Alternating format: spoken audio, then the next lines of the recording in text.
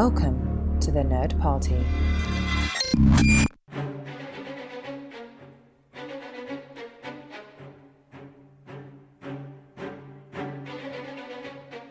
Hello and welcome to another episode of Missing Frames. This is the podcast where we watch all the movies we should have seen by this point in our lives.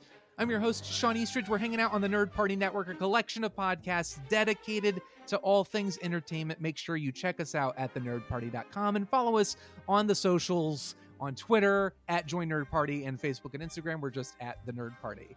And I am delighted, excited, thrilled beyond all reason to be welcoming back my dear friend Carley Cooper just in time for the spooky season once again. Carley, welcome back. Boo. It's Boo. me. Whoa. You Just got kidding. me. You got me good. Oh man. That was This so is dumb. I'm actually sorry.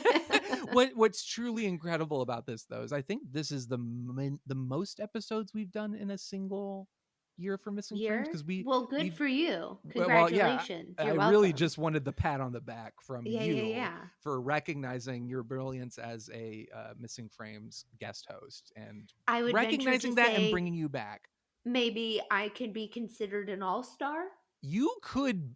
I think what's happening is the producers are silently, quietly phasing me out and setting The you boys up to be in my corporate. replacement. Yes, and by the producers, I mean I am looking to phase myself out and just let you, not really with other people. I just want to No. put you on a microphone, make you watch movies you've never seen before, and just let you That's talk fine. to yourself. I'm fine with that, honestly. If you want to I'd do be that, okay. you I just actually let me listen know. to that. Yeah, that would be a great podcast. I would Heck, subscribe. I might even listen to that. I would like, comment, and subscribe for sure. But we're not here to talk about a movie that you haven't seen before. No, no, Mhm. sir, no, ma'am. We are here to talk Mhm. about another film that I have not seen ever in my life, and we Oh, needed yes. something to kick off the spooky season. We're getting Mhm. into it. We're excited. We're ready, and this is one of your favorites. Oh, I mean, it's up there. 100% it's up there. And I would say it's very high on my list of like comedic horror films. Right. And this is Um, one that I was not on my like horror film watch to see list at all. And it's Robert Sure. Zemeckis's Death Becomes Her, which is a film I Yes. am aware of, but was not like in like when I said, "Oh, we should do a horror movie, let's do that." And you brought this up, I was like, "Oh yeah, I guess that is a horror movie." And I brought it up to Mhm. our mutual buddy Richie, who's been on the show, and he was like, "Oh, you're gonna have a blast. That's like a Yes. great Halloween movie." And I was like, "I It's didn't know it was perfect. a Halloween And there are movie." so many great, like, and you'll see there's so many, like, costumes even that people could be for Halloween from this film that are fantastic. Like, different versions of characters, or it's so good. It's great. Well, I'm a massive Robert Zemeckis fan. Although, like, Okay. we were just we were talking because we talk. This is not the only time we talk. We do occasionally talk Yeah. off mic. People don't need to know about that, We Shawn. converse off mic sometimes, not all the time. Sometimes On occasion. Yes, on occasion we are known to have a hoot and a holler, and As it's friends do. as friends do. And we were talking about Francis Ford Coppola's Megalopolis, Mhm. and kudos to him for making it. But Coppola, I think, is one of those filmmakers who is very well known for making great films in a certain era of film. Of And course. I would put Robert Zemeckis probably in that category as well. Once CGI started to become a prominent thing and he took this massive interest in making completely computer generated films like Beowulf, and I think he did the Polar Express and a Christmas Carol remake. Once he got like Oh, really obsessed with the technology, it's too much. yeah, it stopped being like, all right, maybe Mr. Zemeckis, it's okay. This Like you can stop movie is now. so good with Well, the right. This is in practical the era effects. of, this is Yes. pre Forrest Gump. It's Yes. post Back to the Future, post Who Framed Roger Rabbit. And from what Mhm. I understand, this is also, in terms of CGI, this was another landmark moment for CGI in Mhm. film. Oh, definitely. And you'll see that with a couple moments where you're like, "Oh, that looks great." Like Obviously I'm not going to spoil anything for you because you don't really know much about it, and I'm assuming you don't know anything about the premise of the film. I don't, but I do have a funny story of seeing commercials for this on Okay. TV in the early 90s and being like really freaked out by the stuff I saw. Because I think at one point Meryl Streep like turns her whole head around, like her neck is all like swiveled around, and I remember that scaring me. And then I think there was another point where like one of the characters has a giant hole in them, and that also freaked me out as a kid. So those are the things I remember about this movie. So but that's the extent. I don't know exactly. I think one of them is like, oh, they're back from the dead or something like that, but I don't really Okay. know. I don't I know for think you're sure. really going to enjoy it. The opening of the movie is awesome. It's so funny. Bruce Willis is hysterical in this Yes, I know movie. Bruce Willis is in it. Yeah, and Goldie Hawn is great. Meryl Streep is so good. I mean, they're both all three of them are fantastic, and the story is so much fun. And like, you like the movie Clue, of course, and Yes. we Yeah. talked about that. Oh yeah. But I would say like this has a bunch of camp to it because it's of that, like it It's feels that vibe. similar. Yeah, yeah. And it's dark and it's funny, and they're all great in it. I mean, I can't say enough good things about it. I saw this movie recently, like a couple years ago. They did it at the Hollywood Forever Cemetery where Was they that the first play. time? Was that the first No, time that you'd was seen not the it? first time I'd Okay. seen it. But my parents came out to visit, and we went there and sat in the cemetery and watched this movie there, and it was just Oh, so how much fun. fun. Is Yeah. this one you grew up with? I don't know. I didn't grow up with it. I think the first time I saw it was definitely after I moved to Los Angeles. Okay. So I was an adult. I was in my 20s. But yeah, I didn't remember this movie like being around. And also, I mean, we've talked about this before. I wasn't really into horror films at all, and Right. I had a hard time with that, and that's why I liked the old, like really really old horror films. But then, once I started to kind of broaden my idea of what actually like a horror film was, and especially with But like that horror that was comedies. primarily thanks to me, I want to say. Well, no, definitely for How much of sure. your career do you owe me personally?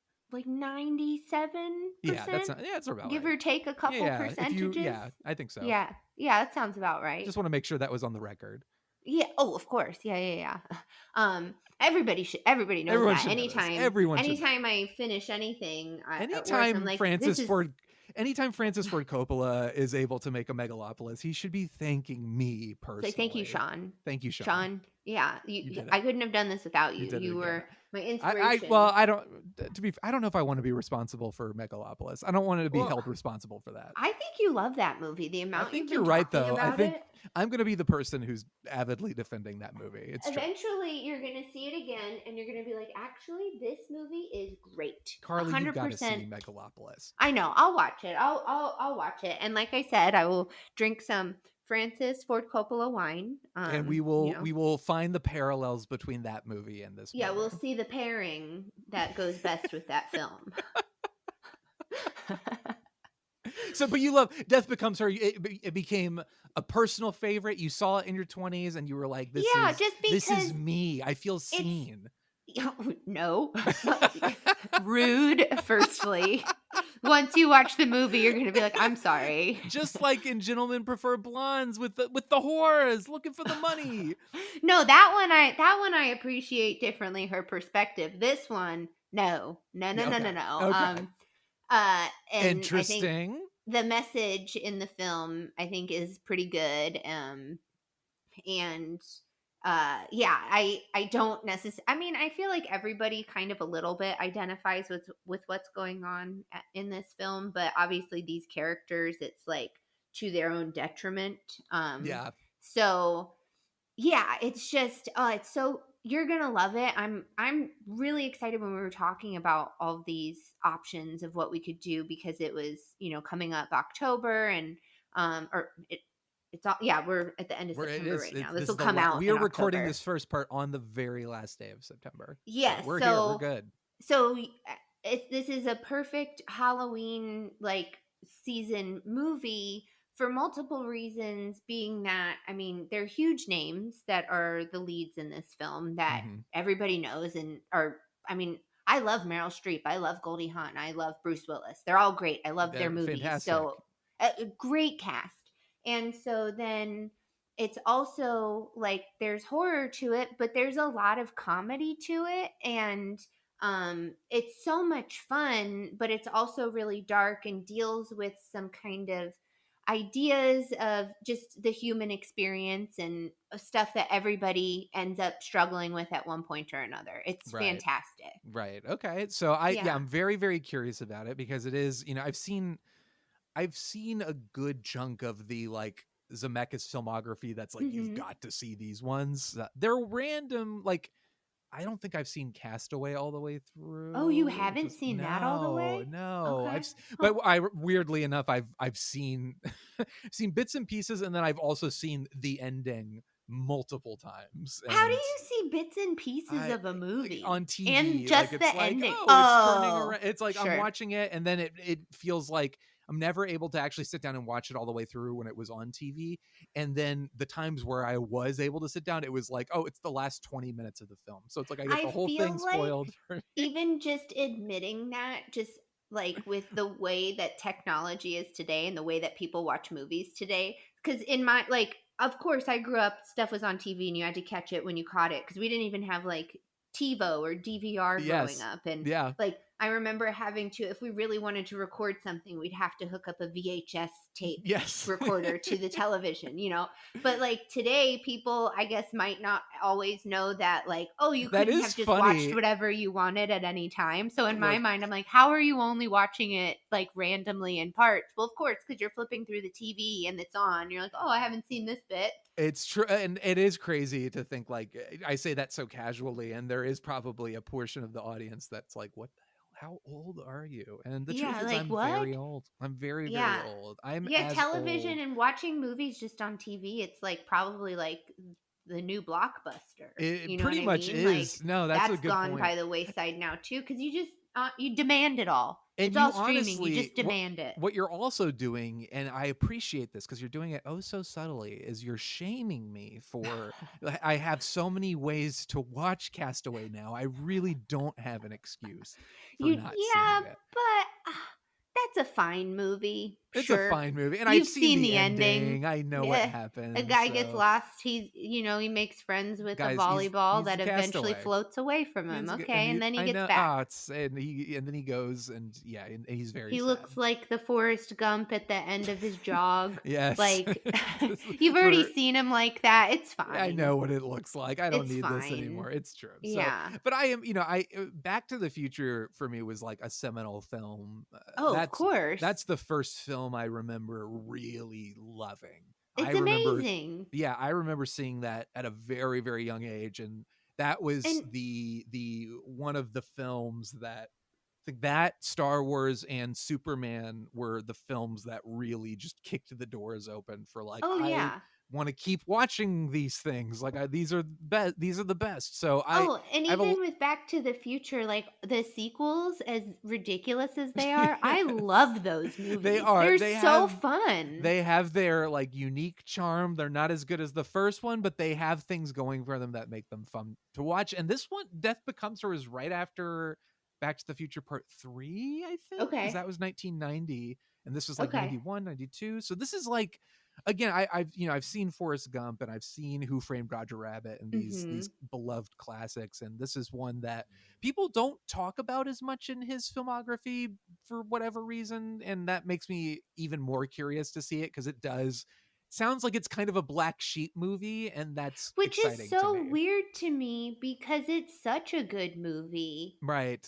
Like I would think, I mean, it's different than Castaway, but It's not- personally, if you're asking me, I think it's better. yes, yeah. Well, I mean, Back to the Future, Who Framed Roger Rabbit are classics, Oh, and of course. those are Yeah. those are pretty zany movies. Like, Yes. you think of Robert Zemeckis and you think of This Forrest Gump, and you're fits like, oh, with this is a that. yes. It's like this guy Yeah. is he makes serious films, but then like you're saying with this movie or with these older movies that he made before he became Oscar-winning Robert Zemeckis Yeah. for Forrest Gump, then it's I like that phase of a filmmaker's career when they're a little Yeah. bit more bonkers, like Tim Burton, like when he's a little bit more Oh, yeah. bonkers, a little less not well, in Tim Burton's case, maybe a little conceited, maybe a little arrogant, but like kind of full of themselves, where now they're like, oh well, I'm not making films, I'm making art. I'm making Yeah. true art. And like they become a little Yeah. self-serious, which does feel kind of like what Zemeckis is. It sort of that trajectory after Forrest Gump, you can kind of look at his career and say like, yeah, he's not making this kind of loosey-goosey wacky films anymore. But No, and I mean that's also I feel like for any artist, yeah, you have different phases and periods, and unfortunately for us, he's moved on from the stuff that we like. he's moved on from making good movies. What a shame. What a shame. Yeah. But yeah, so I will, let me try to guess what this movie is about. I've Okay. already said I know nothing about it, but I know Hmm. that Bruce Willis is in it. Bruce Willis, I'm gonna guess, is he's a just like he's a cool guy, and Meryl Streep and Goldie Hawn are probably like, I would guess there's a bit of a love triangle thing going on. So they're kind of pining for him, and he's just like, what's going on here? And because part of the issue is one of them or both of them are dead, and loving it. And there's all kinds of weird, creepy shenanigans that happen, and they're trying Hmm. to hide the fact that they're dead. Like maybe there's a scene where like he goes out to dinner with one of them and their body's falling apart and they have to hide it. Like their nose falls off in the soup, and they're like, oh, I gotta get it out of this, like something like some wacky body humor, and some like, something where they're trying to hide it from Bruce, and he's none the wiser. But I think there will be a little bit of that. And other than that, I don't know. I maybe like Meryl Streep and Goldie Hawn, they're pining for him. They're gonna face off and they're gonna fight each other, and that will be fantastic too. So I'm ready for it. I need some wackiness, wacky Halloween movie to kick the season off. I'm into it, and I'm excited for it. Did you look at the poster for the film? I have seen the poster that's on Okay. Wikipedia. Okay. I I like think that, that is that the but one with the three of them and the candlestick? there's a, yeah, well, it's, Okay, a I haven't, because candelabra. I try to be very like, I look at the, like I'm like, I want to at least know a little bit about it, like what year it was released and stuff, and then Of I try to course. avoid looking at the plot and things. But the poster, it's like this woman, and you don't see her face, but she's holding like a little vial, it looks like. And then Oh, it's like a that one. teaser, and there's Okay, a okay, tagline, okay. and I'm not even reading, I can't even read the tagline, it's too Yes, no, I small. see the one that it is. Okay, Yes, that's not the one I was that's thinking okay. of.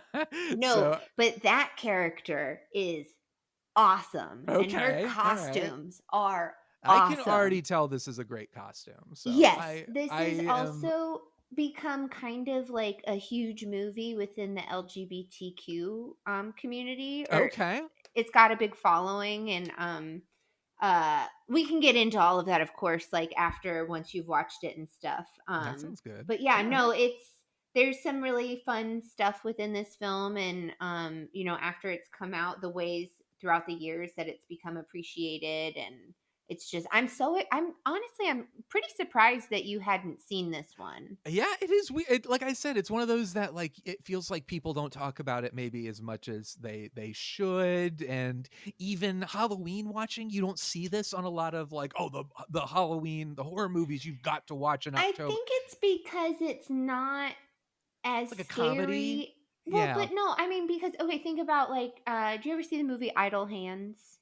Yes, That's that's a one of horror Sarah's comedy, favorites. but I feel like people would be more like, "Oh, that's a Halloween movie." Right. You know what I Right. mean? And that one is a comedy. And I mean, like, Evil Dead 2 is Oh, for hysterical. sure. And Like, that's a Army of Darkness comedy. as well. Yeah, and Yeah. like all of those movies. But I don't know if it's because of the root like issue and story in this film Hmm. where that's not based in horror, Okay. or like the idea of what's going on is not necessarily like based in horror. Okay. Yeah, it's but it is. I mean, there's scary stuff and there's some really great effects and like gore and things like that. So I would definitely put it as a horror comedy. That'll be and fun to discuss when I see it and see Yeah. if like how we feel about it and if it should qualify and what we why we I think maybe it's not 100% talked feel like about. it should Okay. qualify like as my, but if you were saying like if Texas Chainsaw Massacre or like Saw or The Right. Exorcist, though, like that's horror, sure. This you would be like, well, that's just a Gotcha. comedy. Okay. I see what you're saying. Okay. Yeah. I'm excited though. I am genuinely, I'm glad you brought this up because it really wasn't on my radar at all, but it's one of those. And also like, because as a kid, I remembered seeing clips of it in like commercials and stuff and just being really freaked out by it. And it's that imagery has stayed in my mind for all these years. Like when you mentioned this movie to me, I was like, oh, that's that movie that as a kid, I remember seeing these like, kind of like not gruesome, but like for a like 4-year-old, like you're like, this movie would be very scary for a 4-year-old. When I was 5, I saw Ghostbusters and it horrified me. And then when I was like a teenager and somebody said, yeah, Ghostbusters, one of the funniest movies ever made, I was like, Ghostbusters is a comedy? What? Yeah. And then I realized I was like, oh, it's Bill Murray and Dan Aykroyd. I'm stupid. But that's who I like as a kid. You're like, what is going on? I don't understand. So like, there's a part of me that's almost like, I would maybe put this movie almost in the same world as Ghostbusters. Okay. So it kind of falls into that. It can stride like that just line. the feel of it and stuff. And if you think of it like that, like, yeah, I think that's actually funny. Like you even mentioned that because I didn't think of that before, but thinking about Ghostbusters, the film and everything, like how that one's a scary movie, but it's not really. Yeah. It's like got the elements of horror that are associated with the concept, but in general, it's a comedy first and foremost. Yes, okay, and also interesting. I mean, I could be wrong in this, and I could just not be thinking of it, but I think of off the top of my head of movies that I know her to be in and that I've seen, this might be in my opinion, Meryl Streep's like funniest performance. Oh, okay. She is hysterical in this movie. Great, and that's another like I feel like I couldn't. I don't know. And I haven't seen a whole lot of Meryl Streep, but when I think of Meryl Streep, you think of like, oh, serious. Like we were saying with Zemeckis, you think of, oh, serious Oscar director, made Forrest Gump, like very, he made Who Framed Roger Rabbit as well? What? That's crazy. So like thinking of Meryl Streep in like wacky comedy mode is also very exciting. Yeah, but she is still serious, but it's very funny. Like, gotcha. Yeah. Okay. Yeah, so I think you're really in for a treat. It sounds like it. Not a trick. Oh my god, I can't believe I'm sorry. I know, I'm so glad you did. And again, I'm so glad it's here. It's on the internet forever. Oh boy. I'm genuinely excited for this. So yes, and I'm thrilled that we get to do this together again. And I love introducing you to films. You love introducing me to films. We almost did one we were going to discover together, but we'll kick that can down. We'll kick it down the road. Yeah, it'll be good. And I think this will be a great one, just for like any. I wouldn't say all ages, but I do think this is a more family friendly horror. Not for film. Shawn at 4 years old, apparently. No. But I do think it is more of like you could watch this movie, with my son. I would. I'm not a mother. I don't know. Don't take my parenting advice. You're definitely not. Unlike me, you are not a mother. You don't know what it's like to be a mother as I do. Of course, yeah, absolutely not. But yeah, no, I think this is also just like even if you're afraid of horror and stuff like that, like this is a really fun one. Good gateway drug, you think? Yes, it's like the kid roller coaster at a theme park where it's like you'll still get some thrills. They'll be more muted. It won't be as crazy. Yes, and maybe you can unlock the door to something bolder and more scary later on. Yes. Okay. Yes, definitely. I am into all of this, so I'm excited to watch it, and we will do that, and we'll be back to discuss it.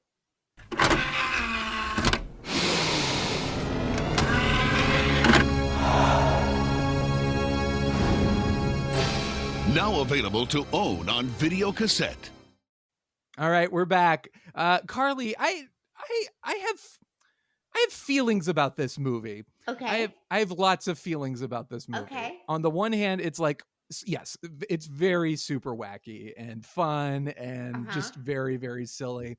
So And it's your favorite movie is what it's you're my saying. favorite movie that I've ever seen. I think it's the Obviously. greatest film ever made, obviously. You're right. It's like not quite a horror film. It's it definitely more comedically minded. And But it also is. it is like it does fit into like a Halloween. You can definitely fit this into a Yes. Halloween marathon if you wanted to Yes. put it in your repertoire, whatever. As like a palate cleanser to kind of Yes, get rid of some yes. of the heaviness, but still keep on theme of murder. It's exactly. There's still murder. Lots There's of it. great gore, great Yeah. great PG-13 gore.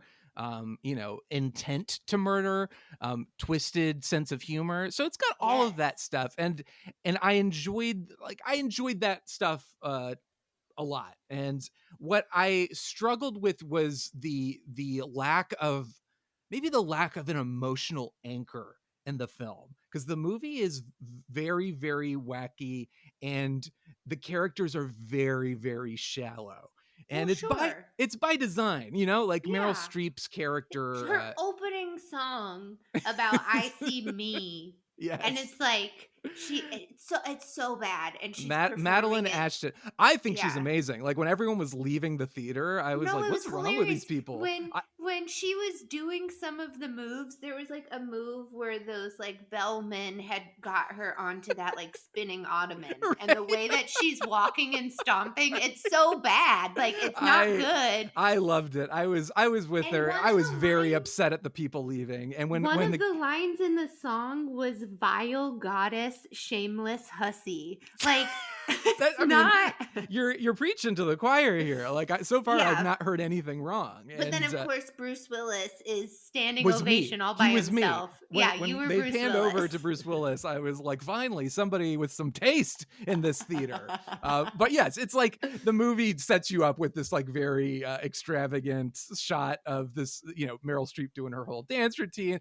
And yes, it's not the best, but I was having a ball and was very offended by the people leaving the theater.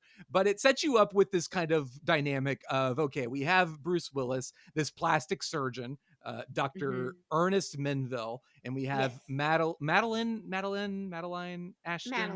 Madeline Ashton. Madeline Ashton. Yes, and and Helen. she's kind of and Helen is Goldie Hawn. So Madeline is sort of a washed up, like a little, maybe a little more than a little past her prime.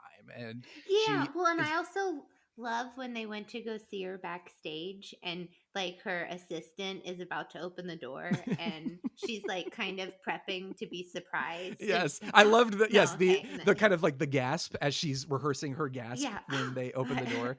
Very, very good. I mean, Meryl Streep's amazing, and she was very funny in this, right? Yes, she's very funny. It's sad that it makes sense. I was reading some interviews with her about just like the whole nature of special effects in general, which we'll get to, of course. Yeah, we'll get to. And at this time, I mean, this movie, it was revolutionary. They did. It was first, like history making for. It looks great too, and they won the Oscar for it, rightfully so. Yes. And and I saw that it beat out Alien and Batman Returns. Yes, which is crazy, but. I think in terms of the strides it made and what it was doing, it definitely. Batman Returns is a very cartoonish movie. Yes. It's Tim Burton. It's kind of designed to be a little bit exaggerated. Yeah. Alien but 3, this movie is also exaggerated and cartoonish. It is, but I think bringing it into reality and making everything real. Like you don't watch Batman Returns and think like, oh, those penguins with rockets strapped to their back look fake. Of course. And Alien 3, same thing. You're not thinking like, wow, this could really happen. With this movie, it's like very grounded in reality, and the effects have to be quote unquote believable for the gags to work. So in that way, I can understand and appreciate for sure that accomplishment. And I think that aside, what I struggled with was the general, like the effects are fun and the humor is fun, but it's also like slapsticky and shallow, and the characters are so shallow and so like self-obsessed that it was hard to get a grasp on like, okay, we start the film with this play, then we do like a flash forward after Madeline steals Helen's fiance, which is Yes. hilarious. Yeah. And And I she's love, like constantly twisting that like tissue. And then yes, like and at the bleeding. wedding, she's made her hands bleed because she's Yes, twisting it so much. exactly. So I was like, that's very funny. And then we kind of, I think that the first flash forward is her, like she's When gained in the fat suit, Yes, like I gained love tons of Goldie Hawn in that bat suit. weight. She is so funny, and She the is thing very is funny. Goldie Hawn is like, I mean, she's gorgeous. Like, I remember, like when the first time I saw her in Overboard, I was just like, I always thought she was absolutely stunning and beautiful, and I, I commend like gorgeous actresses who are willing to look terrible for Yes, they like can the give themselves comedic stuff. over. Yeah, Goldie Hawn is so funny. And I mean, like there you could think of a million movies where she's great in, but and like a bunch of other actresses where they're like great and funny, but just the fact that she was like willing to to like that fat suit was Yes. it was epic. Like It's and then it's eating the booty. They put a frosting. lot of work into that booty. Like Oh it my was gosh, you're like it was coming constantly over the seeing edges her of the butt. chair. Yeah. That was great work. I And love she when like she was getting evicted and she was just like stuffing her face with the well, that's what frosting and like watching Madeline get strangled on repeat. that's a good example of like kind of the zaniness of the film, because that Yeah. I was trying to figure out tonally. It was like, well, this is a comedy and it's definitely a little it's not quite grounded in reality. It's sort of an exaggerated heightened reality. And that I was like, okay, now she's fat and she's in a fat suit and she wants to murder Madeline, which makes sense. And then the people knocking on her door, and it's very, very kooky and strange. And I was like, what is Well, what's going funny on? too about her character, I mean, now that you're saying it, like, of course, they are all shallow, but Helen, Goldie Hawn's character, does not start out that way. No, And she is like she's just this kind driven. of She's driven mousy to the brink. person. Yeah, and she goes crazy and she gains all this weight and she decides maybe because like she feels like she has to be beautiful for anybody to care about her or notice her, and that's just the world that she's in, so she's like, fine, that's what I'm gonna do. And Yes. then of course like It's her motivation to she finally decides to take care of herself strictly because her doctor sparks the idea that she should yes, this because she's they're so what sick of I she's can't remember what causing the line riots. was. She says like, this thing has to end, or like this thing with Madeline has to end, and she's like, Madeline has to end. No, she said you need to completely eliminate. And eliminate she goes, Matt. You're right.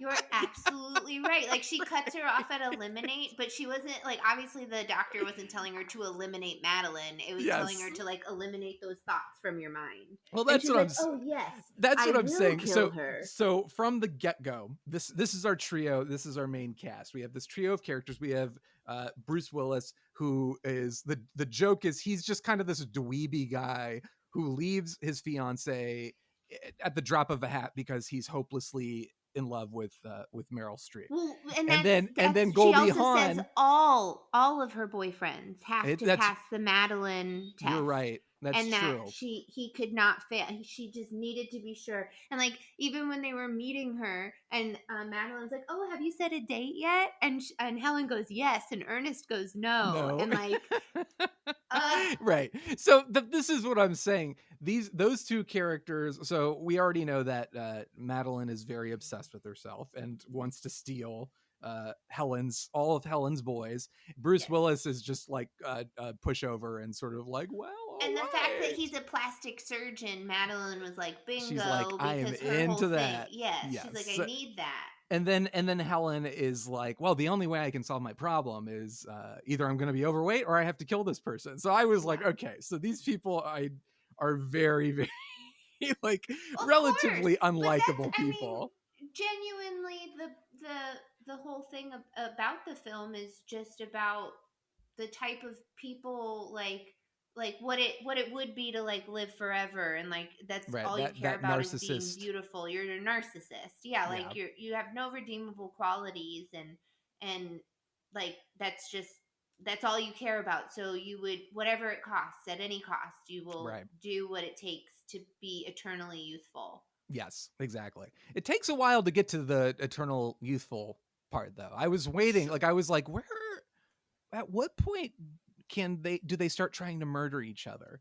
Because it Yeah, takes a bit. so Because for a while, because there are the two flash forward. The movie is structurally like kind of odd, where like they flash forward 7 years, and then they kind of have a gag where they're like, and another 7 years later. yeah, because it's now she's now you're seeing Madeline and Ernest and them have married now for Miserable. 7 years and Yes. miserable. And I remember I said I watched this movie at the Hollywood Forever Cemetery with my parents. I'll never forget.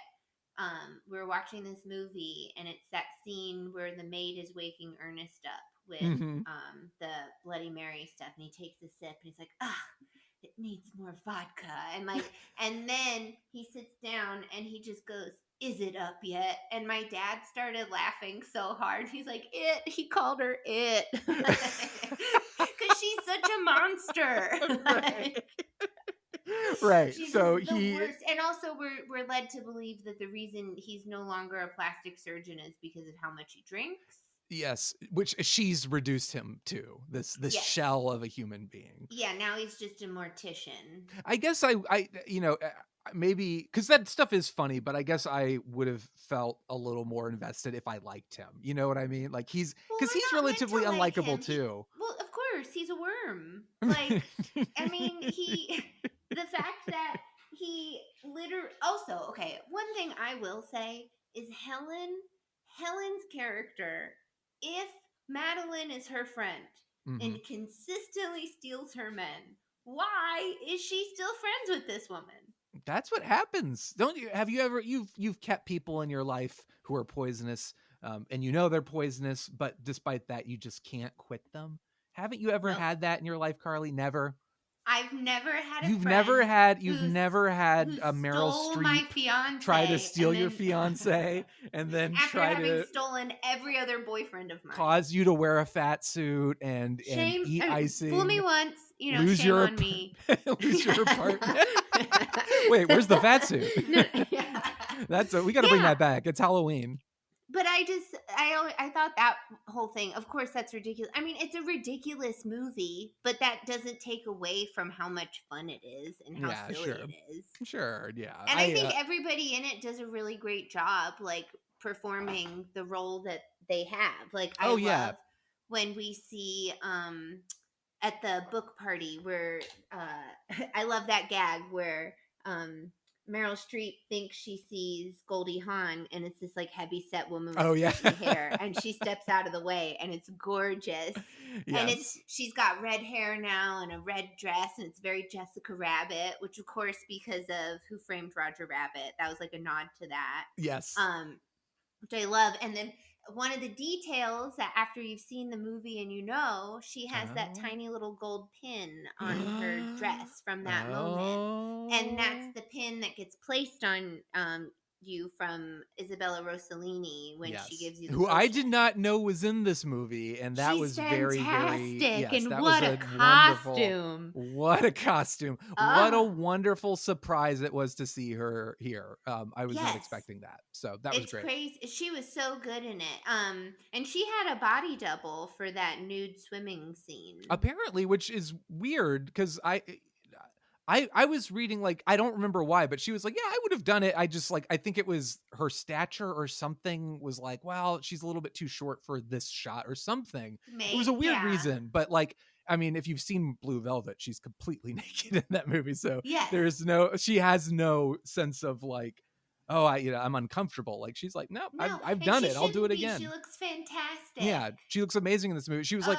I think she was, there's like a joke where she's like, how old do you think I am? And she's like 33, but she's actually, I think when she was in this movie, she was closer to 40. Well, yeah. So she was 39 at the time, and they said she was 38 in the movie. Right. Okay, and then Meryl Streep was 43, and she was supposed to be playing a 50-year-old. Goldie Hawn was 46. supposed to be playing a 50-year-old, and Bruce Willis was 36 years old, so he was the youngest one. Really? Yes. Crazy. It's Yeah. so weird watching movies where I am now older than the actors I'm familiar with, and I still feel like they're older than me, and I'm like, I no, know. Well, I'm just an old yeah, man now. we're just getting old now, Sean. That's I how it know. Isn't works. that wild? We're I Bruce don't Willis. like that. Can we? Yeah. Is there some sort of? Can we find this magic potion? Is Isabella Yeah. Rossellini still in this line of work? Do you think she would talk to She's us? never seen autumn or winter, so it's getting into fall now. So you're Yeah. probably gonna have to travel Oh, I somewhere to go gotcha. see her. I'm Yeah. okay. I like her enough. I'm willing to. Yeah, I'm willing yeah. to take the trip for sure. But Yeah, but there's like so many funny lines. Like when Helen was telling Madeline that she like forgives her or whatever, you know, blah blah blah. It's not her fault, it's Ernest's fault, blah blah blah. And then she goes and talks to Ernest. and says the she's same telling thing. Ernest the same thing. But one of the lines she has, I wrote this one down, she goes, "She's a woman, Ernest, from Newark, for God's sake." Like she's from Jersey. Oh, don't let Bruce Springsteen hear you talking like that, because he will not take kindly to it. But yes, what's great about it is the cast, and they're so game and they're so committed to their parts. As despicable as these people are, they are into it. They're in it for the long haul. And yes, I'll give everybody credit for that for sure. I was not knowing anything about the movie, I was like a little confused when it got to like, all right, we're like 30 minutes in and we're still kind of focused like, what's on going on. Yeah, I was like, well, at some point, like this has to kind of turn into a little bit more of a supernatural thing, doesn't it? Because we've been spending a lot of time with Madeline. We're kind of touching on like, oh, she's looking older. She's really depressed about her age. And then we have Helen coming back. And I was like, at what point does she like, I know she gets something that gives her like this eternal youth, or, you know, not knowing what it was. I knew there was some sort of magical element that gives her power over death, like she won't die.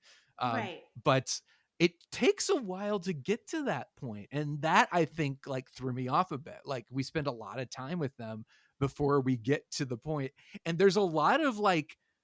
There are a lot of things like the, you know, with Goldie Hawn in the fat suit, and then the horrible marriage, and then like hanging out and spending a lot of time with Madeline going to this plastic surgeon, which is funny, well, but also like so you're kind of already in it once you get to that plastic surgeon part, because he's the one that gave her that card and he just appeared out of nowhere, like all of a sudden. So, and that whole creepy thing with his eye, like, you know, where he's tapping it and stuff. Which also, he's just a weirdo too. Like he is a weirdo. Yes. But that also, that right there, I feel like is like your first like clue is to like, okay, this is weird. Yeah, like, this is maybe not natural. It's a tease, but it's like it takes too long for her to get to the potion. Yes. Like if I was in charge of this movie, I would have said we've got to get to that potion faster. Like, because that's like, we spend some time getting to know Madeline. We get some time, like we've spent enough time with her, and we understand the dynamics of her relationship with Ernest and Helen.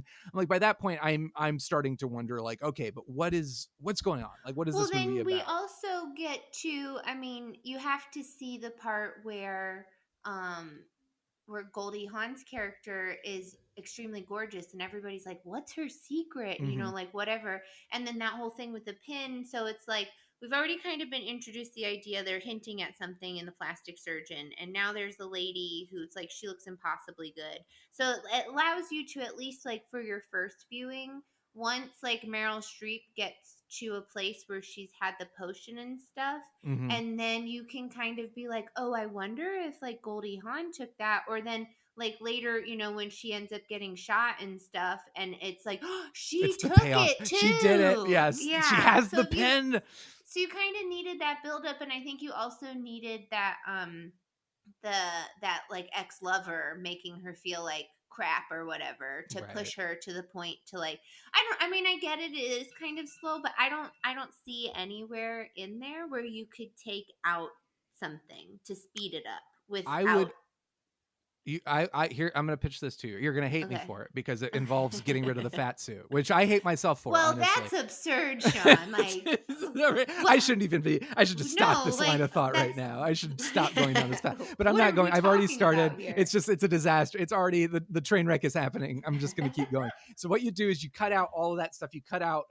You don't need the flash forwards. You just maybe have like a year of them being married and them becoming miserable. And then Helen becomes, she's already like, she was kind of a plain Jane. And then she suddenly appears and she's gorgeous. And it's like, what happened? What's going on? And you can cut out a lot of the other stuff and get to that a lot faster. Disagree. But you lose the fat suit, which, and it my argument defeats itself right away by eliminating that fat suit. You would lose the fat suit, but also like to only show like a potential year of them being unhappy with each other wouldn't go to explain his like, which also they leave you to fill in a lot of the blanks on this, but him not being a plastic surgeon anymore and being a mortician, and how he became such a renowned mortician and he's so good at it and he's so proficient at it, to the point where like people are like, so at that book party, the woman at the bar who gets upset by Ernest, who explains about the spray paint, that's Robert Zemeckis' wife.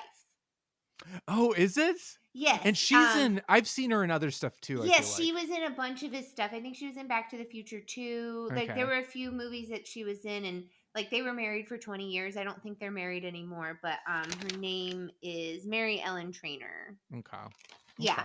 But yeah, so she was his wife. So like there was that fun little cameo. But also, yeah, so like his character being the perfect fit to take care of these two undead women, you kind of need a little bit of some kind of time. Even if we didn't see what necessarily happened, we see that he's a drunk. So you can fill in the blanks. Right. And also like his first meeting of Madeline, like after they met, when she comes to visit him at work, he's like clearly like sliced somebody's eye open. He's got blood all over. Oh yeah. So it's that was one of my favorite like little visual gags when he's like, "Oops, can somebody get me a towel, please?" And then he sees her and he waves. Please. Yeah. Yes. And and that's what I mean. It's like you can fill in the blanks with that, and they like. But if you didn't have that span of time, it wouldn't make any sense. Yeah. Okay. I'll give you that. And also it wouldn't make any sense like Helen's motivation at all if she like didn't snap and like get all fat and stuff, like do the whole revenge body thing. You just want the fat suit. You want the fat suit. I get it. I get it. I want the fat suit. You're right. The fat suit's back. It's back. I put it back in the movie. It's so good. It's here to stay. It's never going anywhere. Yes. And Goldie Hawn was so funny in it. I saw a couple behind the scenes clips of her wearing the fat suit, like stepping out of the trailer. She's hilarious. Like that lady's awesome. She is. Yes, she is. She's really good. Yeah. So we see her. Helen's back and she's beautiful. And of course, Ernest is immediately like, I love her now. And Helen.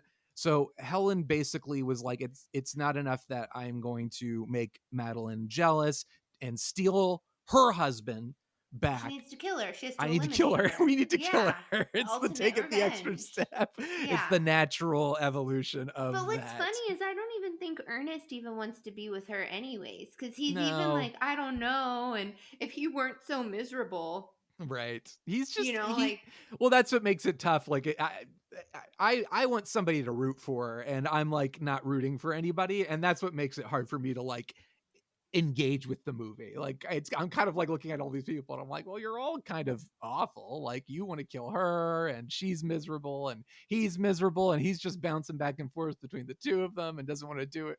Like, it's like, it's all wacky and fun, and it's like there's all sorts of crazy shenanigans happening, but I'm like, I don't really like any of you. You know what's funny though is I didn't even think about it like that. Like I get it, like you do want somebody to root for, and I mean I didn't root for anybody in this movie either, but I was fine with it because I think they're all so awful that it's like some of the stuff that happens to them, it's like, Well, it's then it becomes the question of like, there are plenty of films where like the characters aren't likable that work really well. So I guess like maybe which you could argue like Breaking Bad is like that. Yeah, that's a good example. Like, so I think all those people are unlikable. Like maybe it's they're all terrible people. maybe it's the combination of like there being like pretty unlikable with the sort of elevated wacky tone that makes it hard to get a Yeah, and it's foothold. also, I think it's everybody struggles. It's a human experience. Like everybody struggles with the like thought or fear of aging, or like life passing you by and you're forgotten, or you haven't really done anything or seen anything. So like the idea of being eternally youthful, you never grow old, you can continue to do what you want, like you like people struggle like with aging, of course. So I think Yeah, like throwing some of those like jokes in with some of these like completely deplorable people still humanizes them enough where you're like, oh, like I get that motivation a little bit, but they took it sure. to a whole nother level, which is why it's funny that their like head fell off. You know what it makes me think of, in some way? Like, I think that's a good point. Like, I think in some ways you enjoy, like, the stuff I enjoy the most, of course, is kind of the last third of the movie where they've all kind of come together. They're Yes. all confronting each other and they're beating the crap out of each other, and all the wacky special effects and things like that come into play. And in some ways, you're kind of looking at them and thinking, like, well, this is part of the reason why this is the best part is because they're all sort of getting their comeuppance in a way. Yeah.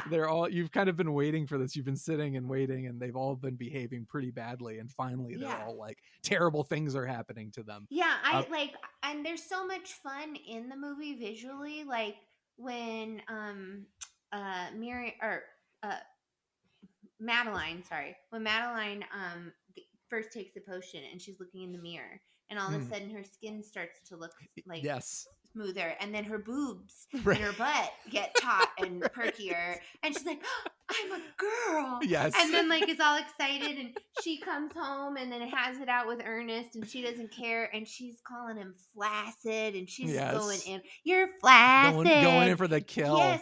Yes, and then she's like slips. First off, I love the way that they do people falling on the stairs in this Yes. because they're always in heels and they're teetering. Like They're always about to be teetering, able to- eternally they're teetering. teetering. Yes. The amount of time she was teetering, she could have maybe took a foot and put one behind her. Carley, there is so much teetering in this movie. There's too much teetering. There's a lot of teetering. And he goes and he pushes her, and the amount of stairs that she falls down, Right. it's like The that scene brutality in of Monty it. Python. Yeah. Well, but it's like where like you see the guy running from across the field and it cuts away, and then every time it cuts back, he's back in the same spot and continues to run.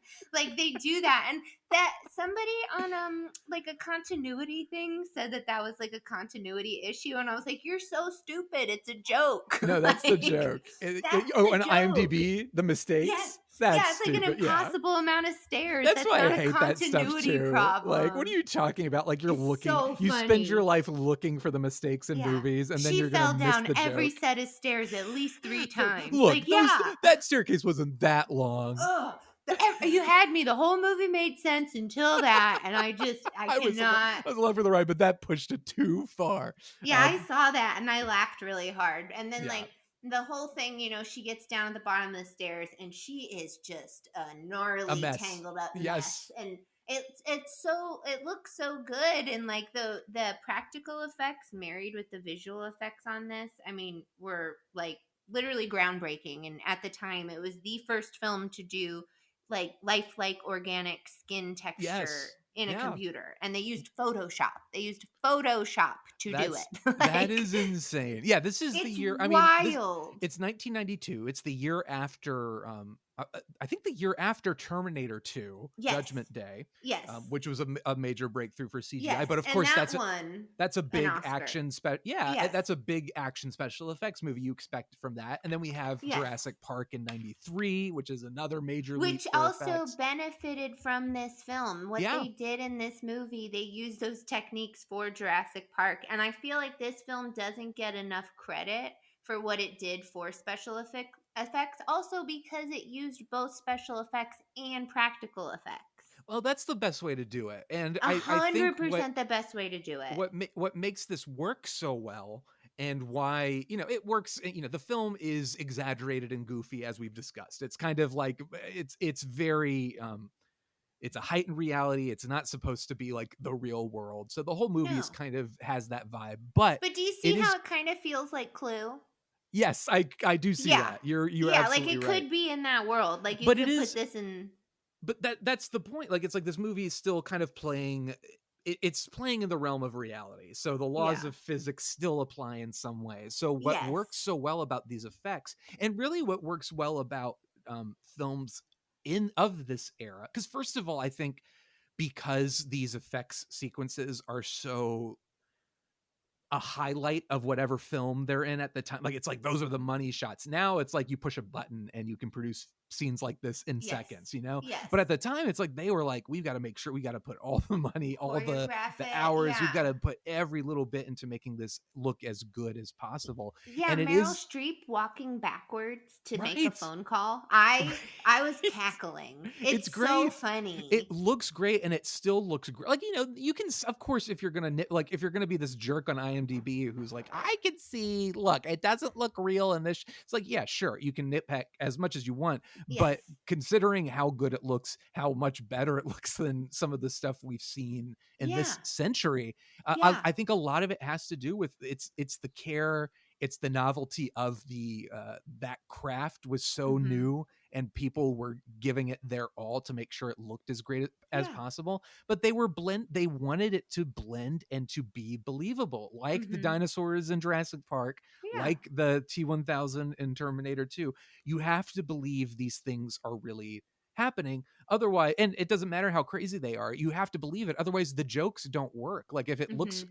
too cartoonish, the joke it doesn't look as funny if she's just like really wobbling or like, whoa, my body is all broken and I'm walking Yeah. towards the phone. Well, and But the fact that it also looks real, like one of the early renderings of Goldie Hawn after she gets hit with a shotgun and that big hole in her chest, in her stomach, originally that you could see like the spinal column and entrails and stuff like that, right? but they wanted it to be more cartoony because of like the things with Meryl Streep when her head gets like knocked down into her and her skin kind of Right. comes up like a turtleneck, and it's like it does feel very it almost feels a Yeah. little like Tom and Jerry. It is, you for know, sure. like It's not which like a graphically realistic film. of course it's not. No. But just I think obviously what they did was groundbreaking, but I think because it still was allowed to be a little cartoony, it worked so much better than had it be fully realistic. Well, it makes it palatable for an Yeah. audience, you know? It's like you don't want to see that you have Well, to people today do. well, yes, they do now, but like Yeah. you don't want to, for a movie like this, like tonally, it doesn't work for Yeah. this kind of movie. You can't just No, suddenly and have like blood and guts like pouring out of which Goldie I Hawn. pray when because I've heard rumors that they are remaking this, and that Kate Hudson allegedly is going to be playing Goldie Hawn's part, which I Oh think my is brilliant. god, that would Um, be insane. yeah, and allegedly Anne Hathaway is supposed to be Meryl Streep, which I'm not loving, but whatever. Whatever. Whatever. But I pray that if they don't over gore it Yeah. and make I don't know. I mean, I say that like I was really upset when they remade Evil Dead, but I get why they remade that. This movie does Yeah. not need to be remade. No, and I mean, I would go so far as to say Evil Dead doesn't need to be remade, but No, but like I get why, because the intention of what that film was meant to be was not how it was received, and a big part of that is because they didn't have the budget or the technology. So then they're like, Right. okay, now we can do it and actually give it the darker tone, because it turned out to be accidentally hilarious. So then Yes. it's like, let's lean into that for 2 and 3, and then they made something amazing. Whereas like this was not accidentally funny, it wasn't accidentally realistic. Like this is what it Yeah, is, and it it was is great and intentional, yeah. amazing. So you don't need to revisit it. Sure. So it's like it's one of these things where you know, we don't have to remake. I get why you want to remake anything. Yeah. I mean, it's because been that's made what into a happens. musical. Which I'm So okay with. That would be great. yeah, A and that musical just version came of this out would be this great. year. It's going to premiere in Broadway or Oh, on so Broadway. it's This very new. October 23rd is opening day in We are Broadway. so That's what Carly, I look could. at us. We are so Yeah, timely. I know. Look at that. They Yeah, they are so gonna listen to this episode and they're and gonna go see it. they're gonna listen and see the play for sure. But I was thinking like Yeah. the cast and the crew of the play are going to listen to this and say, Oh, you know what, of course. maybe we should cut the fat suit. Sean, I'm sorry, I shouldn't you even joke about that. you cut I that shouldn't out. joke about. You cut that out. I am cutting that out. I'm Yeah. so sorry. Never. No. Don't even. Not even a.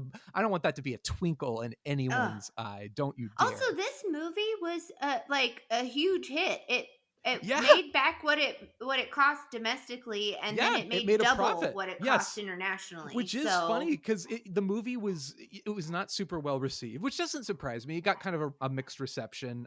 Audiences. Also, look at the other films that are coming out, like that it was competing with at the Oscars. You know what I mean? Like, Yes. Even that alone, like I could understand this maybe not being everybody. Also, with Bruce Willis being the hot action star that he is, and then you're like, oh, he's doing this thing now. I mean, he just did Die Hard, and Meryl Streep, same thing, like the dramatic actress that she is, and it's like, oh, I mean, she's gonna do this, so I could understand why it might not be everybody's like cup of tea, but this movie I feel like is so underappreciated. Yeah, I think a lot of the, I think the effects stuff, you hit the nail on the head with the just really how groundbreaking it is, and how like there's shots like just the sheer. So when Helen first stands up out of the water and the water pours out of her gaping stomach, like from either side, like shots like that where it's just like, this is awesome. And like I mean, that shot had to have been done practically with some sort of physical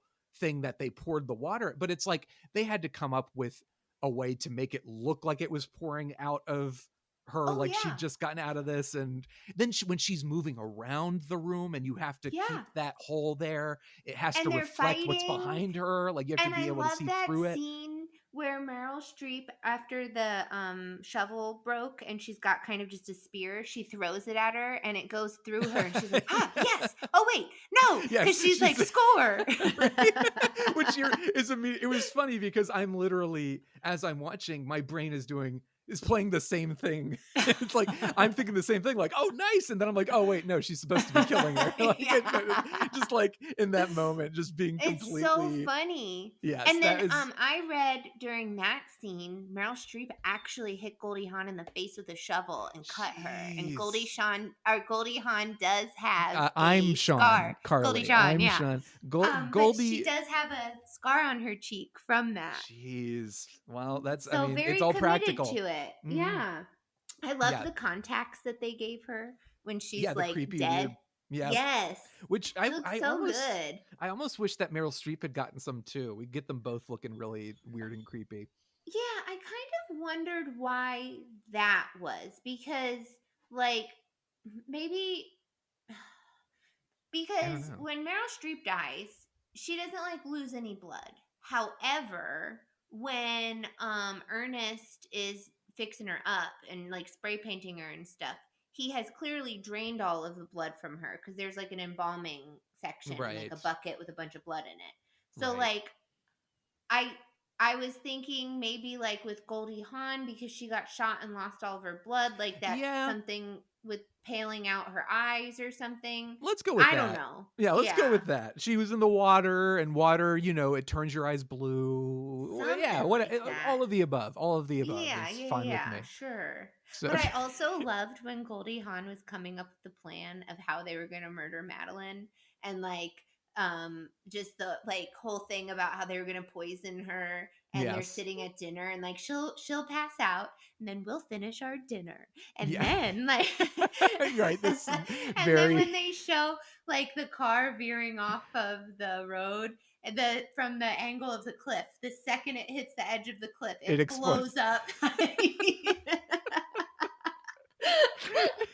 It's as it would, as it should, as it would. Humor, though, to me, like that's so funny. Like that stuff is very funny. Ridiculous and campy. Where this movie is so entertaining that even though I don't care that I don't like these people, it's very funny what's happening, and it's funny that it's happening because I don't like them and I don't care about their well-being.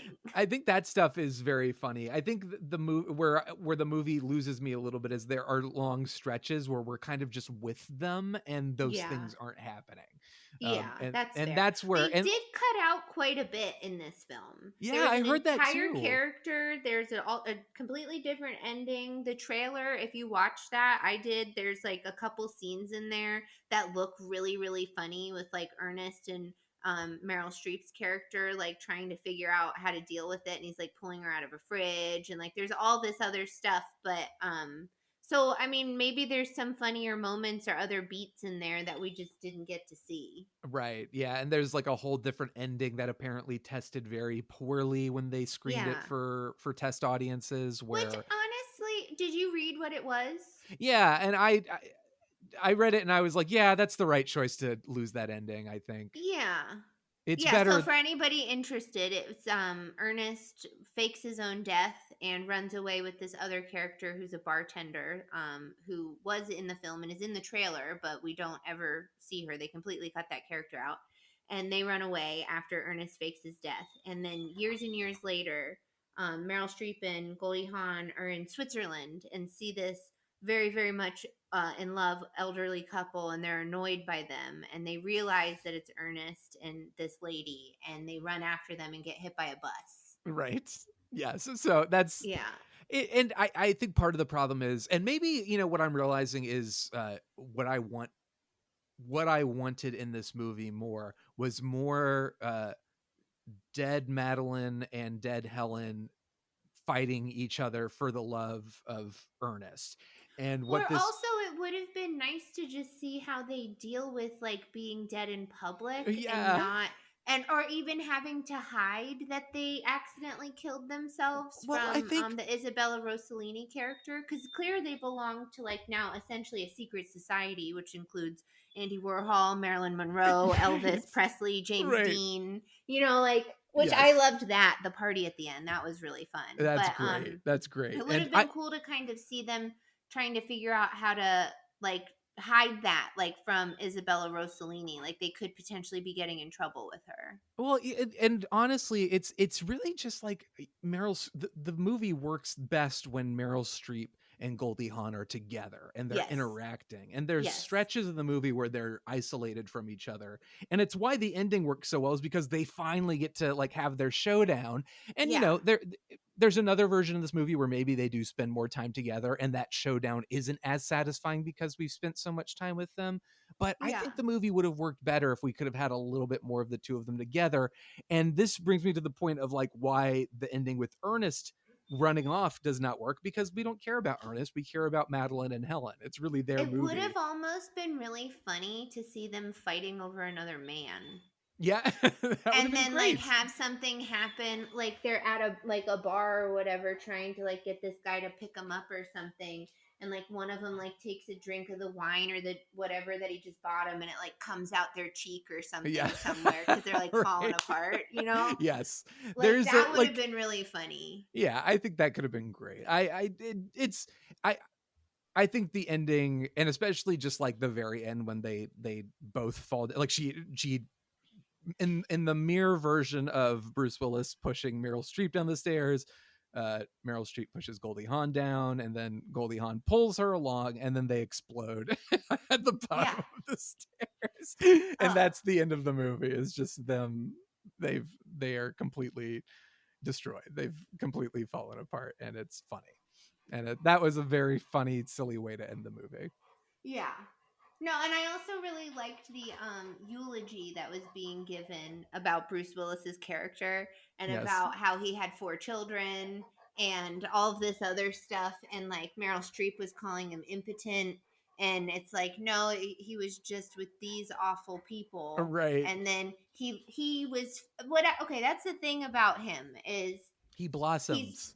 He does blossom. He's faced with a moment where he could choose to have eternal life, and he turns it down. And he's even faced in the moment where he's about to die, and the possibility of saving himself is to take this potion, and he doesn't know he's gonna like be okay and land in that pool and fall through. Like he thinks he's falling to his death, and he doesn't take the potion. So like he did redeem himself. He does in a way. You're right. There's some growth there where he realizes like, no, this has gone far enough, and I'm gonna put a stop to it. Even the stained glass that he falls through is that like, what is that famous Michelangelo. Yeah, the first contact or whatever. Yes. First contact. Yeah. First contact. Yeah, Star yeah. Trek First Yes, Contact, I think yes. is the name of that Yes, painting. the touch. The touch.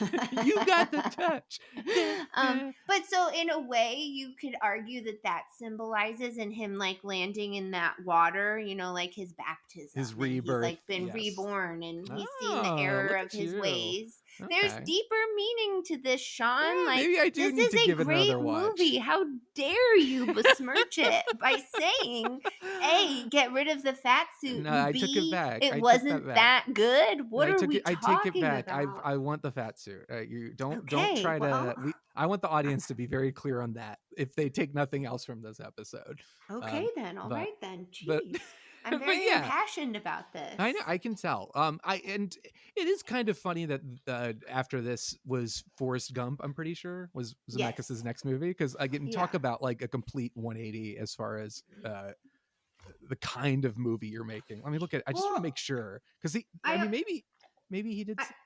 I feel like also like when I mean with what everything I Marvin, sorry, my dog is just is the best. Get out of here. I love you.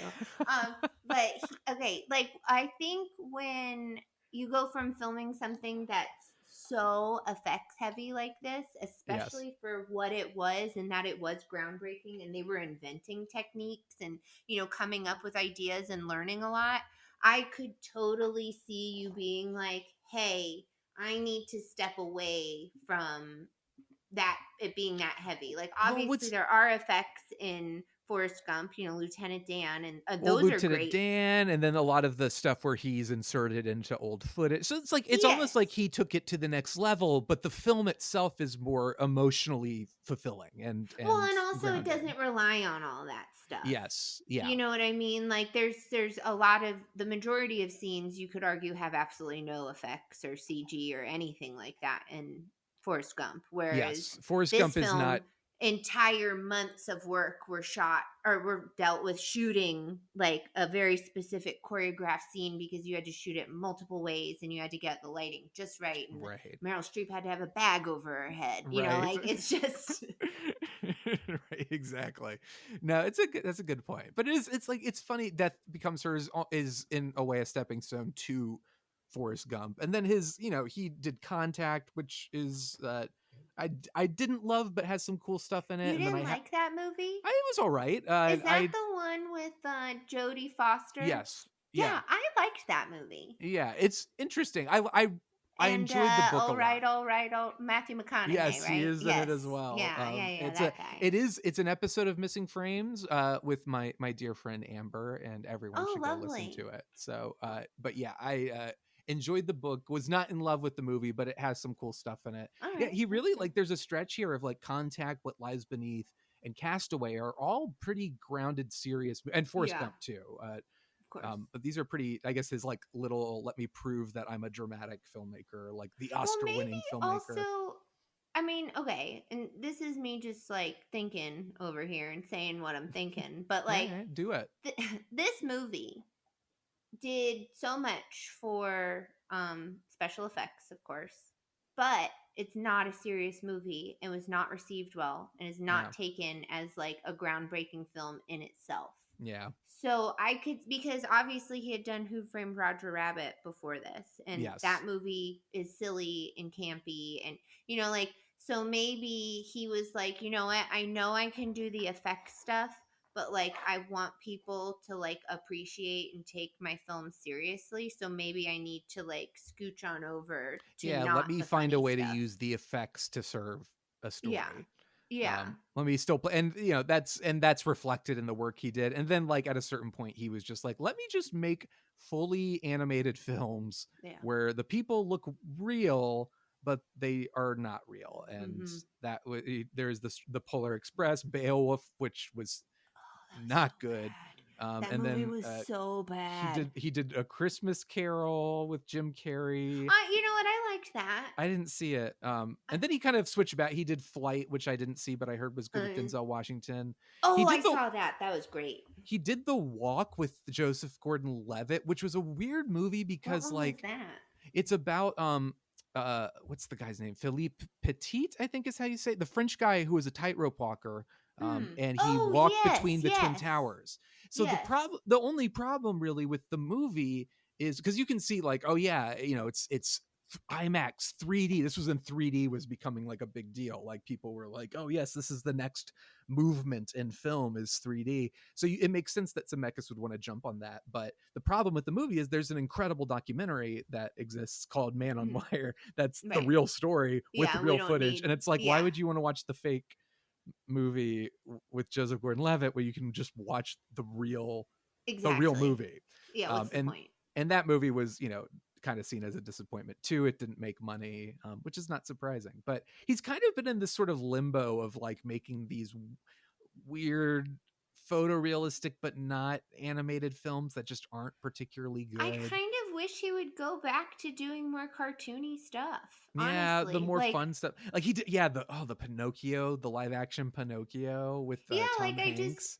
I feel like that nobody. I mean, I don't want to say nobody's doing that, but I feel like I personally like Beetlejuice just came out, right? Yeah. The second one, and that has so much effects stuff in it that feels like the original Beetlejuice. Like, people love that stuff, and they want people that. like that, like dark comedy, and like, so why not just go back to doing this campy, silly, kind of cartoony stuff? Like, it would be because nice. It's not the most respected film story wise or whatever.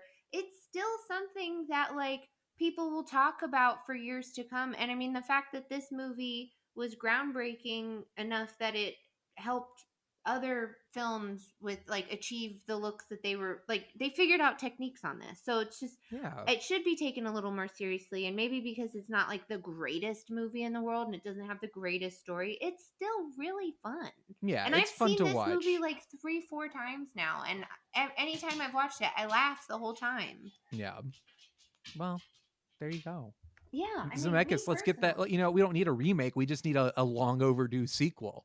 Goldie Hawn and Meryl Streep have put themselves back together, and they're just bits floating around. They're just like, bits floating. And all they right. have to like find their parts. Like, one of their hands is in some weird oddity shop. Right. Okay. And, like, so it's kind of like a foot is in like some like trendy. It's like maybe it's in a museum and they have to go. Well, it's like one national is in, treasure. Like this girl who she's like an energy healer, and like she like reads your tarot cards, but like she's like totally yeah. But she like is just a hipster, and like they have to go around finding all their bits and pieces and putting them back together. You could like probably Humpty Dumpty. You could probably do the like legacy sequel to Death Becomes Her. Oh, like totally. I think you could. Like Bruce Willis is the only one who's just not healthy enough to do it anymore, but you don't need to because his character passed in the film. So you just That's true. So he's already gone. Yeah, you need Goldie Hawn and you need Meryl Streep and just Yeah. Cast some younger, like get Emma Stone and somebody else to be the younger bimbos in the movie who get caught up in the shenanigans, and you got a stew going. That's a guaranteed bona fide hit. I am giving you. Did you hear what Bruce Willis wanted to title the film? No. Okay, so he had two, and I thought they were really stupid. But okay, so the first one was "It's Death, Baby." No. Yeah, which baby. And then the other one was "My Man Death."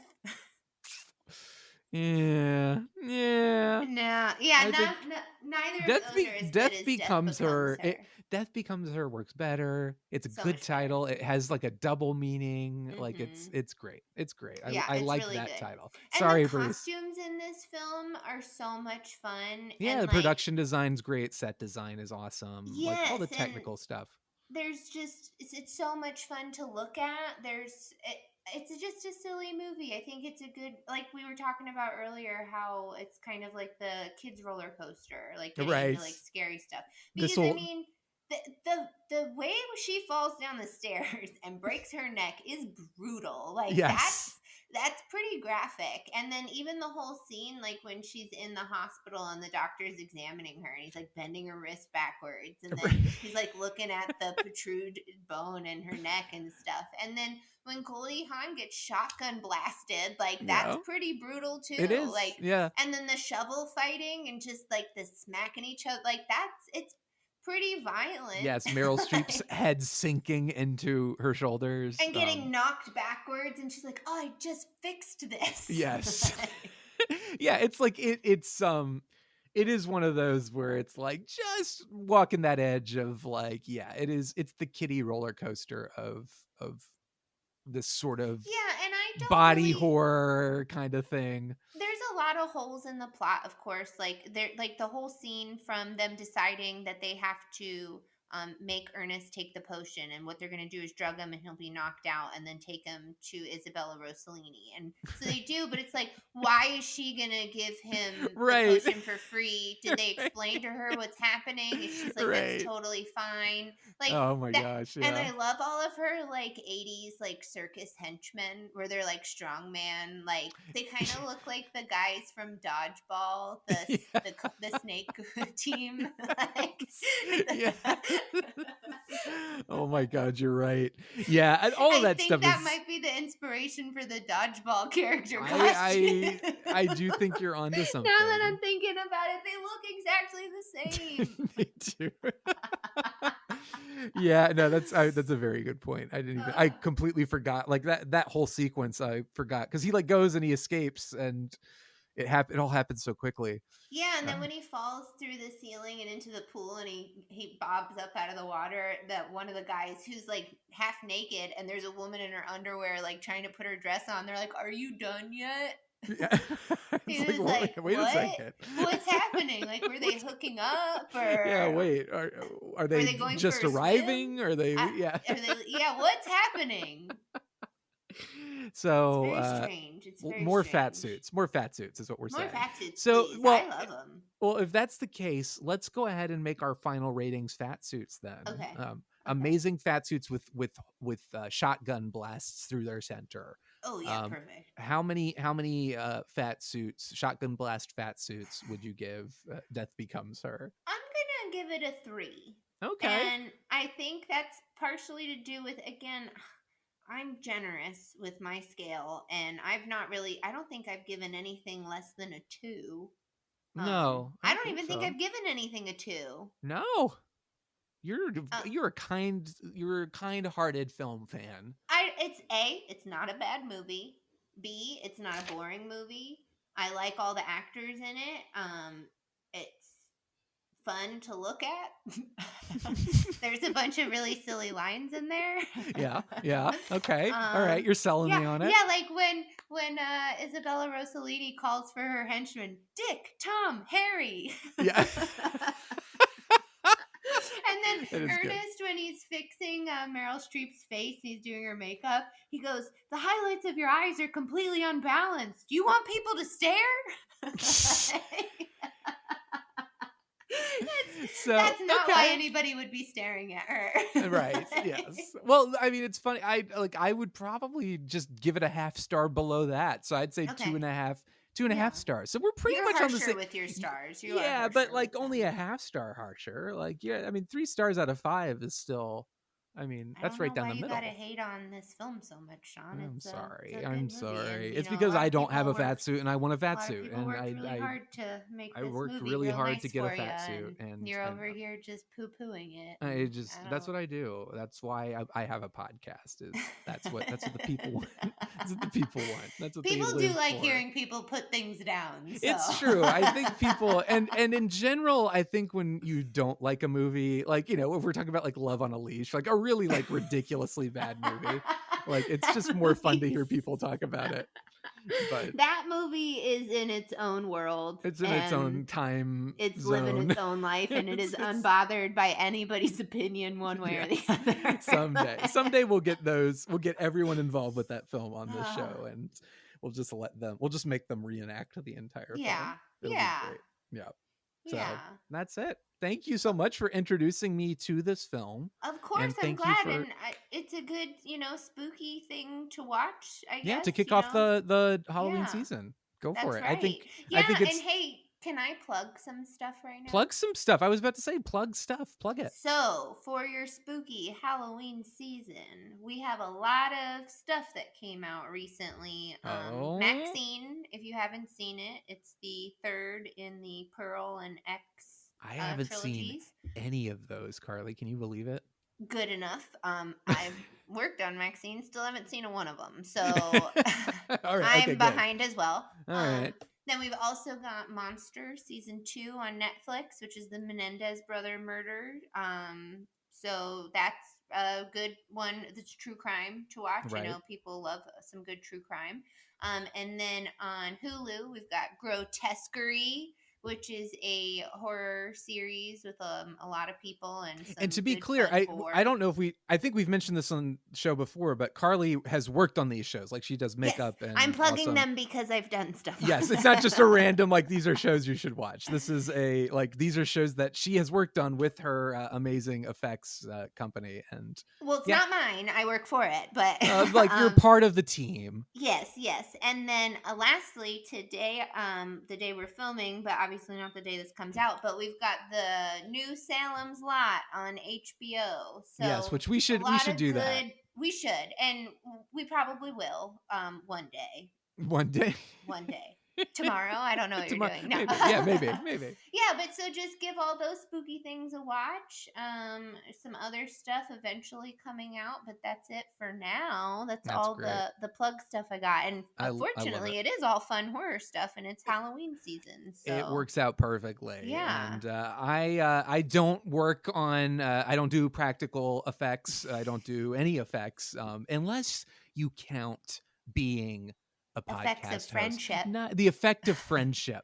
Not even being a great podcast host, but just being here, just being a making darn it good happen. one. I'm a darn good one. That's right. Thank you, Carly. But you can find me at Yay Shawn Dorman on Twitter. You can find me. I'm Shawn Dorman05 on Letterboxd, which Carly is also on, but she never uses, and that's okay. You know it's what? all right. I have updated it a little bit, and I'm ashamed at my list right now because it seems a little like, really? Like, those are the movies you like?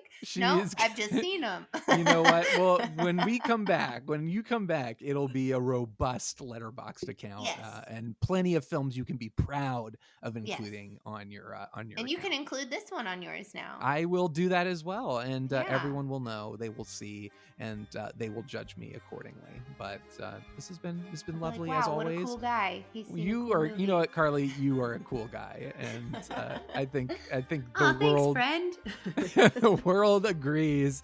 Thank you again for coming on the show, and thank you everybody for listening. We will see you at the movies.